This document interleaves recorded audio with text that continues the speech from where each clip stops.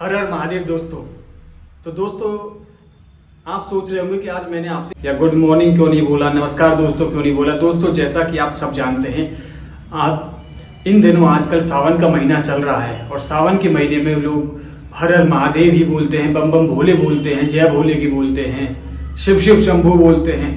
तो दोस्तों आज हम उन्हीं के बारे में बात करने वाले हैं। जिस तरीके से आप सभी लोग जानते हैं कि सावन का पवित्र महीना चल रहा है, दोस्तों बहुत से लोगों की यह धारणा होती है कि जो सावन का महीना होता है ये सबसे ज्यादा पवित्र होता है। लेकिन दोस्तों एक तरीके से देखा जाए तो भगवान का बनाया हुआ हर दिन, हर महीना, हर साल पवित्र ही होता है।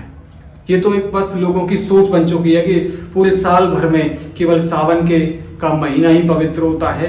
अक्सर देखा जाता है कि इन सावन के महीनों में लोग हरिद्वार जाते हैं, भोले बाबा जी के दर्शन करते हैं, गंगा जी में डुबकी लगाने के बाद अपने कांधे पर कई कई लीटर गंगा जल उठाकर लाते हैं और अपने घर तक गंगा जी से, हरिद्वार से वो पैदल चल कर आते हैं और अपने गांव के मंदिर में पुजारी जी के द्वारा भोले शंकर की शिवलिंग पर जो गंगा जल अर्पित करते हैं। लेकिन दोस्तों अगर देखा जाए तो क्या ये जरूरी है? अक्सर देखा जाता है कि बहुत से लोग हर गांव से लोग क्या आजकल तो देखा जाता है कि बहुत से युवा 12 से 15-17 साल के युवा भी अपने घर से पैसे लेकर एक पूरी टीम, एक ग्रुप बनाकर जाते हैं और हरिद्वार में डुबकी लगाते हैं। लेकिन उनमें से ही कुछ भक्तजन ऐसे भी जाते हैं जो भगवान के दर पर जा तो रहे हैं लेकिन वहां तक पहुंचने से पहले ही इतना नशा कर लेते हैं कि वहां पर पहुंचने के काबिल ही नहीं बचते हैं। इसी वजह से दोस्तों कई बार देखा जाता है कि रास्ते में बहुत सी दुर्घटनाएं हो जाती हैं। दोस्तों इन सभी दुर्घटनाओं में देखा जाता है कि बहुत से भक्तजन की मृत्यु हो जाती है, बहुत से भक्तजन घायल भी हो जाते हैं। लेकिन उन्हीं में से फिर कुछ लोग कहते हैं ये तो भगवान के दर्शन करने के लिए हरिद्वार गए थे, भगवान की पूजा करने के लिए हरिद्वार गए थे, फिर इन्हीं के साथ ऐसा क्यों हुआ? इसका मतलब भगवान है नहीं। तो दोस्तों ये एक नकारात्मक सोच को जन्म देती है। लेकिन ये कोई नहीं सोचता कि वो भगवान के दर पर तो जा रहे थे लेकिन उन्होंने रास्ते में ही इतना नशा कर लिया था कि वो ना तो गाड़ी चलाने के काबिल बचे थे, ना वो पैदल चलने के काबिल बचे थे। अब कई बार अगर आप नशे में कोई भी गाड़ी ड्राइव करते हो तो सिंपल सी बात है आप दुर्घटना का शिकार 100% होंगे।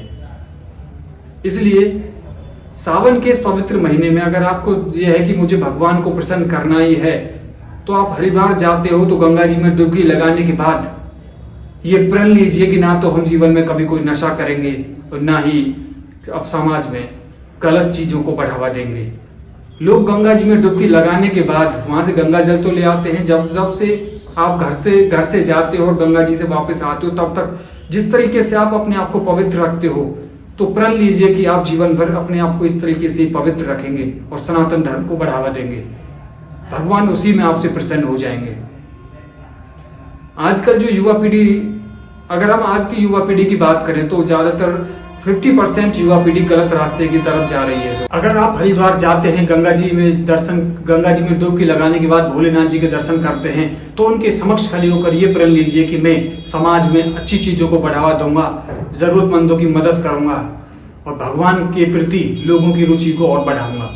उसी में भोले शंकर आपसे प्रसन्न हो जाएंगे। कुछ लोग कहते हैं भोले शंकर भांग का सेवन करते थे, वो नशा करते थे, इसी वजह से हम भी भोले शंकर के दर्शन करने जा रहे हैं तो भांग का सेवन करते हुए जाएंगे। लेकिन जरूरी नहीं किसी ने देखा है कि भोले शंकर भांग का सेवन करते थे। अरे भोले शंकर ने तो विष का भी सेवन किया था, फिर आप विष ही क्यों नहीं पीते? भोले शंकर की तुलना, अगर आप अपने आप की तुलना भोले शंकर से करते हो, अगर जैसे उन्होंने भांग का सेवन किया था तो वैसे ही उन्होंने विष का भी सेवन किया था, तो आप भांग ही क्यों पीते हो? विष का सेवन भी करो, तब आप मानेंगे कि आप भोले शंकर के, भोले बाबा के सबसे बड़े भक्त हैं।